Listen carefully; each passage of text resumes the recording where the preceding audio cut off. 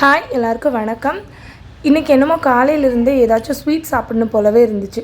சரி, வீட்டில் இருக்கிறத வச்சு ஏதாச்சும் சிம்பிளாக ஸ்வீட் செய்யலான்னு யோசிச்சப்போ என்னோடய ஃபஸ்ட் சாய்ஸ் கேசரி அப்படின்னு தான் இருந்துச்சு. ஸோ பைனாப்பிள் இருந்ததுனால பைனாப்பிள் கேசரி செஞ்சிடலான்னு சொல்லிட்டு முடிவு பண்ணி அதை செய்கிறதுக்கு ஸ்டார்ட் பண்ணிட்டேன்.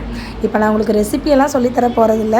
ஏன்னா நானே 4-5 யூடியூப் சேனலை பார்த்து அதில் எது சிம்பிளாக இருக்குதுன்னு பார்த்து தான் செஞ்சுக்கிட்டு இருக்கேன். அதனால் கேசரி செய்கிறதுக்குன்னே சிறப்பாக யாராச்சும் 4-5 வீடியோ போட்டிருப்பாங்க, அதை பார்த்து நீங்களும் செஞ்சுக்கோங்க. சரி, அதெல்லாம் விடுங்க. இப்போ நான் சொல்ல வந்த விஷயமே வேறு. உங்களில் யாருக்கெல்லாம் கேசரினா ரொம்ப பிடிக்கும்? எனக்கு கேசரினா ரொம்ப பிடிக்கும். அதுவும் வீட்டில் செய்கிற கேசரி இல்லை, கல்யாண வீடுகளில் செய்வாங்க பார்த்தீங்களா, அந்த கேசரினா ரொம்ப பிடிக்கும். அதுவும் நான் சின்ன பிள்ளையாக இருக்கும்போதெல்லாம் கல்யாண வீடுகளில் செய்கிற கேசரினா அதை சாப்பிட்றதுக்காகவே மெனக்கட்டு அடித்து பிடிச்சி பந்தியில் போய் உட்காந்த காலமெல்லாம் இருக்குது. இப்போல்லாம் கல்யாண வீடுகளில் சாப்பாடுனா ஒருத்தவங்களுக்கு ஒருத்தவங்க போட்டி போட்டுக்கிட்டு 50-60 வெரைட்டின்னு செஞ்சு வேஸ்ட் பண்ணுறாங்க.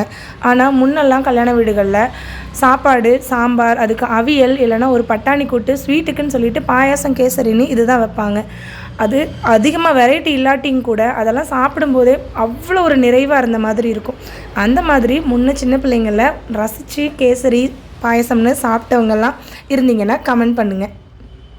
இப்போ சாப்பிட்றதுக்கு 1000 வெரைட்டி இருந்தாலும் முன்ன அளவோடு கிடச்ச அந்த சாப்பாடெல்லாம் சாப்பிட்ட காலத்தெல்லாம் நினச்சி பார்க்கும்போது இப்போ கூட ஏக்கமாக தான் இருக்குது. மனசில் இருந்த சின்ன விஷயத்தை உங்களோட ஷேர் பண்ணி முடித்த கையோட நான் செஞ்ச கேசரியையும் நான் டேஸ்ட் பண்ணி பார்த்துட்டேன். அவ்வளோதான். இனி இதே போல் வேறு ஏதாச்சும் ஒரு ரெசிபி செஞ்சு பார்த்துக்கிட்டே பழைய நினைவுகளையெல்லாம் உங்களோட பகிர்ந்துக்க நான் ஆவலோடு காத்திருக்கேன். அது வரைக்கும் பாய்.